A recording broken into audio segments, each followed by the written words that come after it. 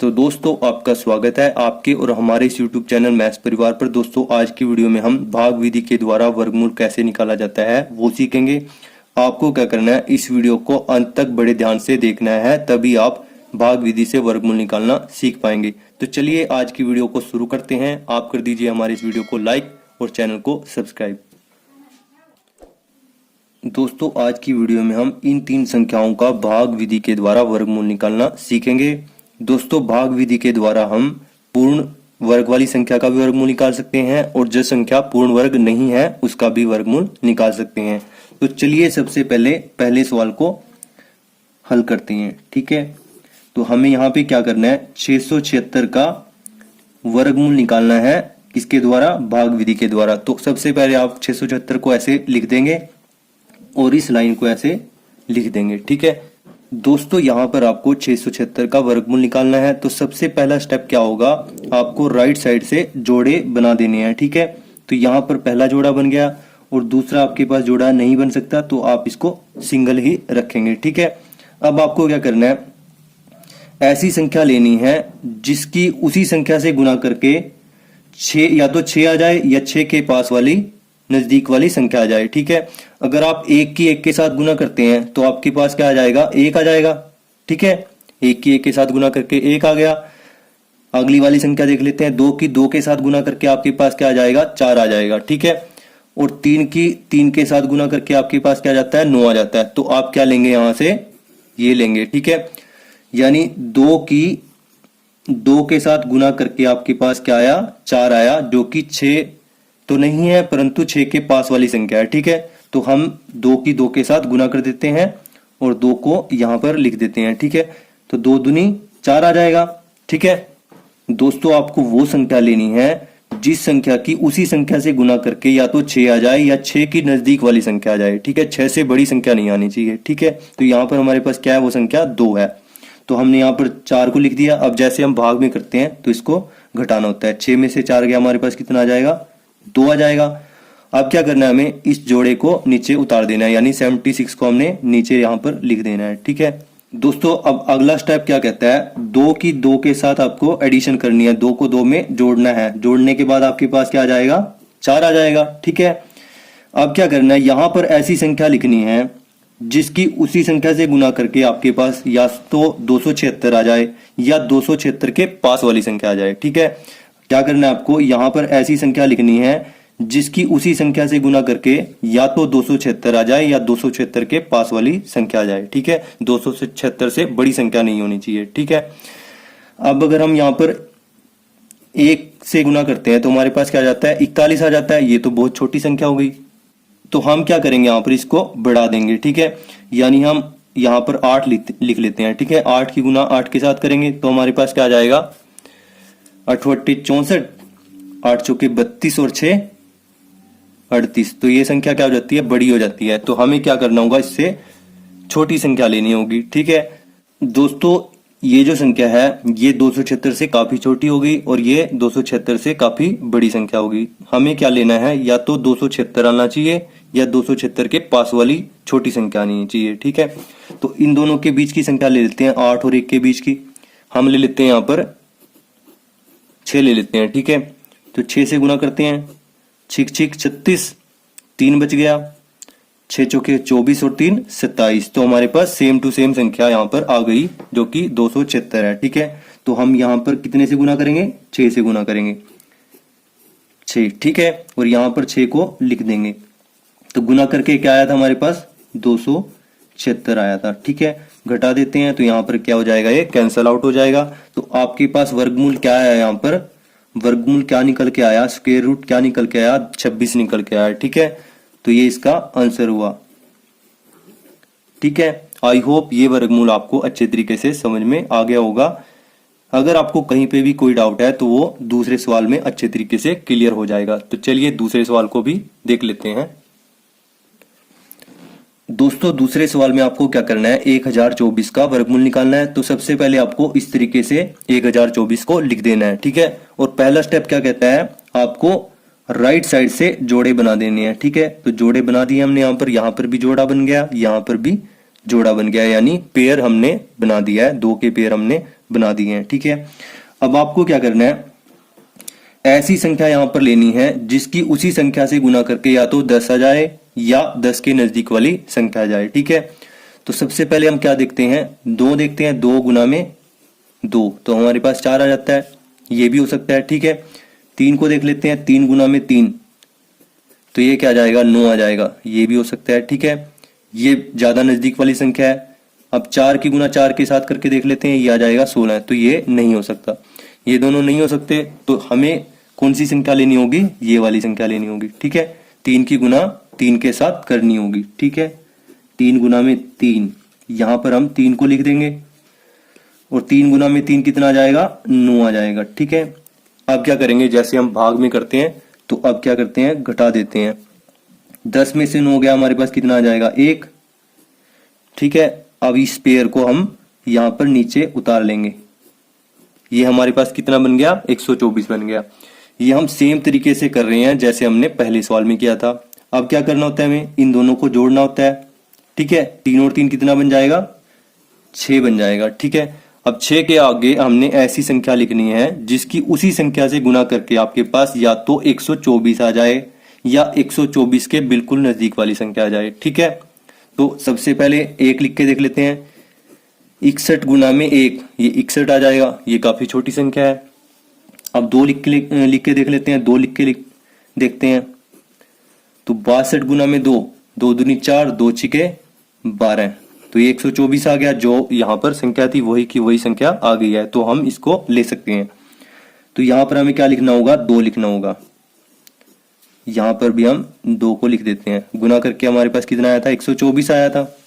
124 को यहाँ पर लिख देते हैं, अब घटा देते हैं, तो 124 ऊपर है, 124 नीचे है, तो ये कैंसिल आउट हो जाएगा। तो हमारे पास यहाँ पर वर्गमूल क्या निकल के आया, 32 निकल के आया। तो हमारा आंसर क्या होगा, 1024 का वर्गमूल क्या होगा, ये वर्गमूल का चिन्ह है, ये होगा हमारे पास 32। आई होप दोस्तों ये सवाल भी आपको अच्छे तरीके से समझ में आ गया होगा। चलिए अब जो संख्या पूर्ण वर्ग नहीं है उसका वर्गमूल निकाल के देखते हैं। दोस्तों चलिए तीसरे सवाल को भी देख लेते हैं। यहाँ पर हमारे पास ऐसी संख्या है जो पूर्ण वर्ग नहीं है, तो इसका वर्गमूल भी हम भाग विधि से बड़ी आसानी से निकाल सकते हैं।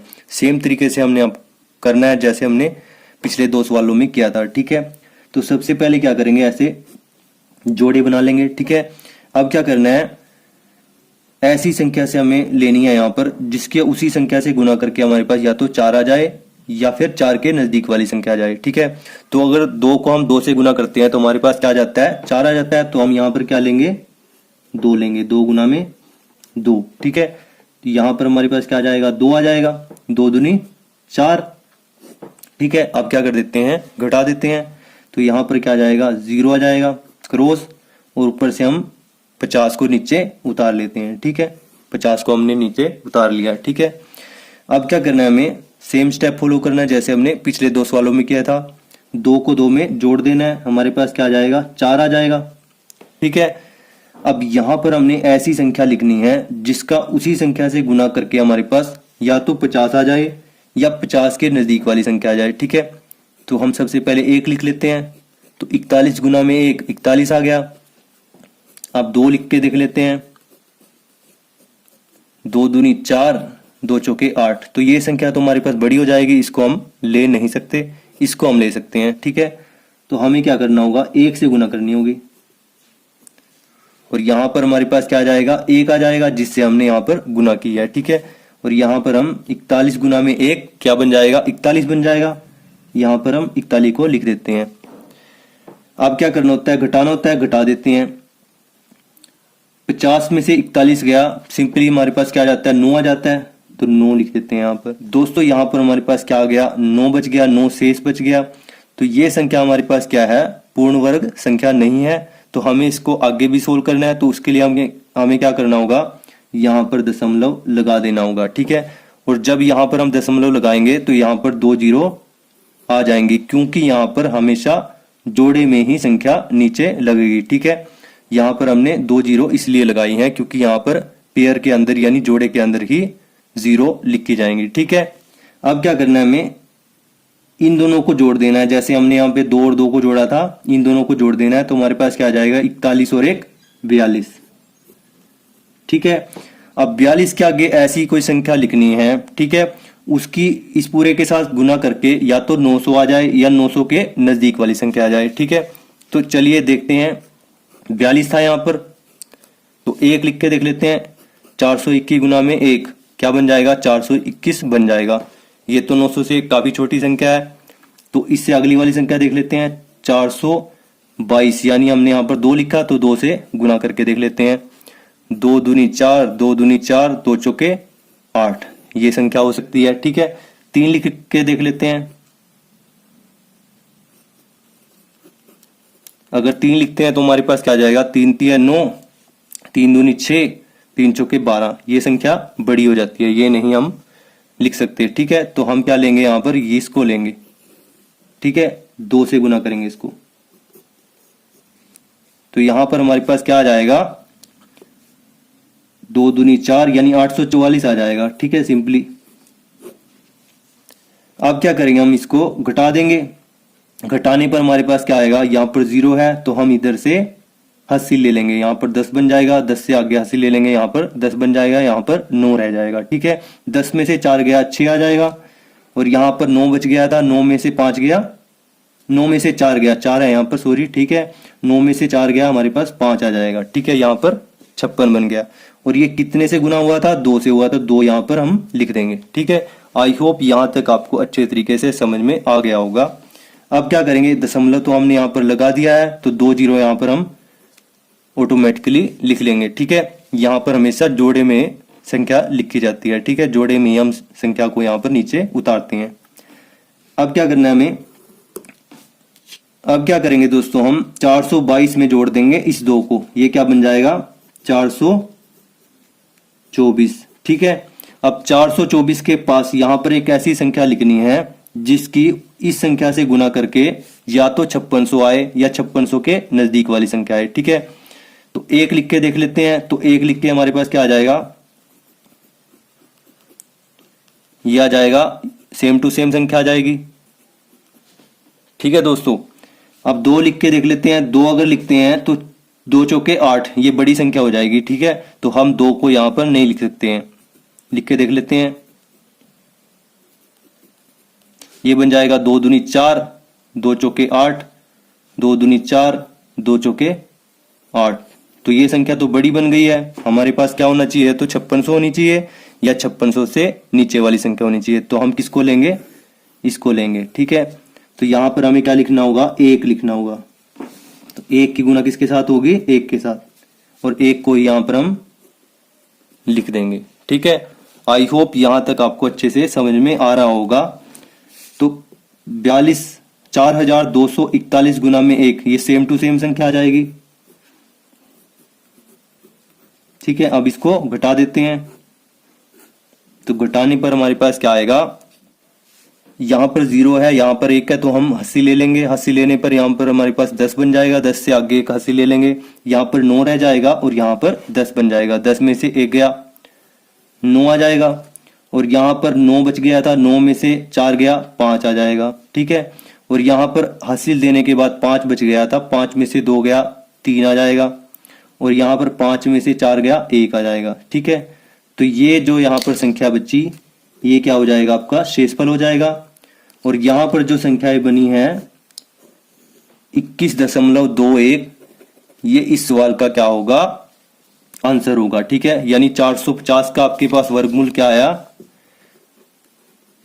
450 का वर्गमूल आपके पास आ जाएगा 21.21। ठीक है, तो दोस्तों इस प्रकार से आप जो संख्या पूर्ण वर्ग नहीं है उसका वर्गमूल भी भाग विधि द्वारा निकाल सकते हैं। आपको सेम तरीका फॉलो करना है जो हमने पहले 2 सवालों में किया था। दोस्तों आई होप ये वीडियो आपको पसंद आई होगी। भाग विधि द्वारा वर्गमूल निकालना आप अच्छे तरीके से सीख गए होंगे। इसी तरीके को अपनाते हुए यहाँ पर जो क्वेश्चन दिया गया है उसको सोल्व करके आप कमेंट बॉक्स में आंसर जरूर बताएं। अगर आपको ये वीडियो अच्छी लगी तो वीडियो को लाइक करना, दोस्तों के साथ शेयर करना, चैनल पर नहीं हो तो चैनल को सब्सक्राइब भी जरूर कर लेना। Thanks for watching this video. जय हिंद, जय भारत दोस्तों।